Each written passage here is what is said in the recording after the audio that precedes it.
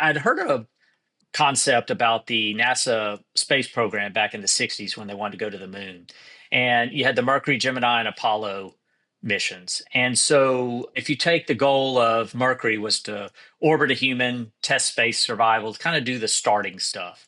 Gemini was to start testing and building all of the components that had to be put together to eventually do what the Apollo mission did, which was land and return humans from the moon. And so it's like a stair step, and they overlapped each other. And so we took our AI in the same way, journey.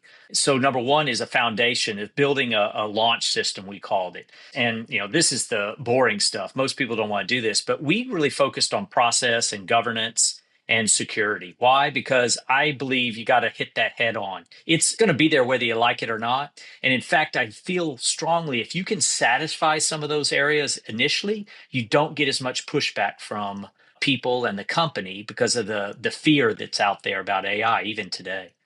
So the second piece, which goes with the Gemini, was how do we get that lift off into the IA space? So we did and executed some platform-based POCs and first offerings. So we did a Copilot, we did an enterprise GPT. We actually built our own on a third one, and then for a fourth one, we partnered with somebody and really seeing what does it take to do each of these, and there are all these different components.